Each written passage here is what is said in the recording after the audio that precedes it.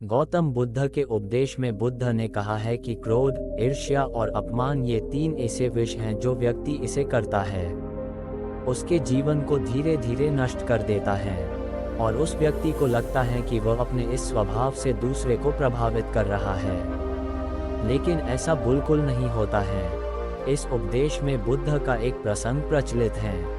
बुद्ध अलग अलग जगह भ्रमण करते और अपने शिष्यों को उपदेश देता थे, क्रोध करने वाला दूसरों से ज्यादा खुद ही जलता है। तो आइए दोस्तों, बुद्ध के इस उपदेश को हम अपने स्वास्थ्य पर क्या प्रभाव पड़ता है जानते हैं। कहते हैं न कि क्रोध में इंसान दूसरों का कम और अपना ही नुकसान ज्यादा करता है। गुस्से का प्रभाव हेल्थ पर बुरा पड़ता है। संयमित क्रोध आपके लिए उपयोगी हो सकता है, जो आपको सकारात्मक बदलाव लाने के लिए प्रेरित करता है। दूसरी ओर क्रोध एक शक्तिशाली भावना है जिसे सही रूप में नहीं संभाला गया तो यह आपके लिए विनाशकारी परिणाम भी दे सकती है।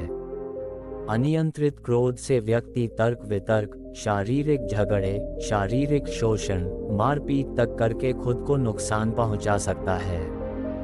शरीर पर गुस्से का प्रभाव कैसे पड़ता है, इस विषय में समझने की कोशिश करेंगे।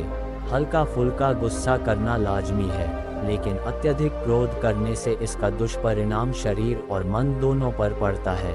क्रोध और शत्रुता जैसी भावनाएं आपको लड़ाई करने के लिए उकसा सकती हैं।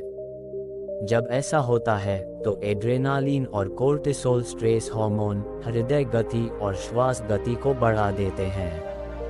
इससे एनर्जी लेवल बढ़ता है और आपकी रक्त वाहिकाएं कस जाती हैं, जिससे आपका ब्लड प्रेशर बढ़ जाता है। यदि ऐसा अक्सर होता है तो इससे आपकी धमनी की दीवारों पर बुरा असर पड़ता है। इससे हार्ट डिजीज का खतरा बढ़ जाता है। एक शोधकर्ताओं ने पाया कि स्वस्थ लोग जो अक्सर गुस्से में या शत्रुतापूर्ण होते हैं, उन्हें हृदय रोग होने की संभावना शांत लोगों की तुलना में 19% अधिक होती है। क्रोध आने पर मस्तिष्क में ऐसे रासायनिक तत्व बनते हैं जिनका शरीर के साथ साथ मेंटल हेल्थ पर भी बुरा प्रभाव पड़ता है। जो लोग ज्यादा गुस्सा करते हैं उनमें ब्रेन स्ट्रोक की संभावना ज्यादा होती है।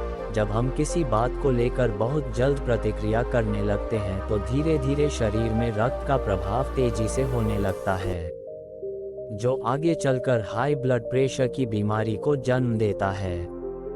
मेंटल हेल्थ वीक, दिमागी और भावनात्मक स्वच्छता भी उतनी ही जरूरी है जितनी शारीरिक। छोटी छोटी बातों पर गुस्सा करने से आप तनाव और डिप्रेशन के शिकार हो सकते हैं, जिसके चलते आप खुश रहने की बजाय उदास और मायूस रहने लगते हैं या फिर अपना गुस्सा हमेशा दूसरों पर निकालने की सोच रखते हैं।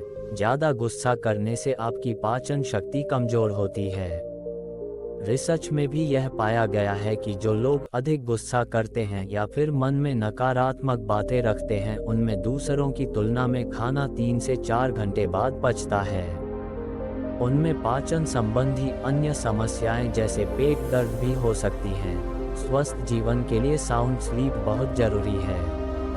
मगर जो लोग अत्यधिक गुस्सा करते हैं, उनके दिमाग की कोशिकाएं इतनी स्ट्रेस में आ जाती हैं कि उनके लिए चैन की नींद ले पाना मुश्किल काम हो जाता है और अनिद्रा की समस्या जन्म ले लेती है। गौतम बुद्ध ने क्रोध पर नियंत्रण करने के भी उपाय बताए। यदि आप गुस्से को नियंत्रण से बाहर महसूस करते हैं तो उस स्थिति से बाहर निकलने का प्रयास करें जब तक कि वह स्थिति सामान्य ना हो जाए। भावना को जीवन का हिस्सा मानें और स्वीकार करें। आप जिन कारणों से गुस्सा महसूस करते हैं, उनके सटीक कारणों को खोजने की कोशिश करें। एक बार जब आप समस्या की पहचान कर लेते हैं, तो उन बातों पर विचार करें जिससे उन्हें ठीक किया जाना चाहिए। किसी ऐसे करीबी व्यक्ति से बात करें और बताएं कि आप क्या महसूस कर रहे हैं। अगर आपको लगता है कि आपका गुस्सा आप पर हावी हो रहा है तो किसी भी प्रकार का व्यायाम जैसे दौड़, स्विमिंग, साइकिलिंग, योग, मार्शल आर्ट्स, नाचना, बॉक्सिंग नियमित रूप से प्रतिदिन करें। शारीरिक गतिविधि आपके मन में उत्पन्न होने वाले तनाव को कम करती है। यह ना सोचकर कि क्या आपको गुस्सा दिलाता है, ये सोचें कि क्रोध को आप कैसे काबू कर सकते हैं और इसके समाधान क्या हो सकते हैं। बातों और दिमाग की गर्मी में कुछ लोगों को ये ध्यान नहीं रहता कि बोल क्या रहे हैं। अपने मुख से निकले हुए हर एक शब्द को सोच समझ कर बोलें, क्योंकि सोच समझ कर बोलने वाला व्यक्ति कभी भी गुस्सा या क्रोधित नहीं होता है। अच्छी नींद लें। सोने से आपका मन शांत होता है। अगर आपको नींद की समस्या है तो तुरंत अपने डॉक्टर से इस विषय में बात करें। अगर आप जानते हैं कि आपको गुस्सा बहुत आता है तो ज़्यादातर आपको खुशी देने वाली चीज़ों के विषय में सोचें, या फिर आप कोई ऐसा चीज़ भी कर सकते हैं जिससे आपका मन खुश होता है।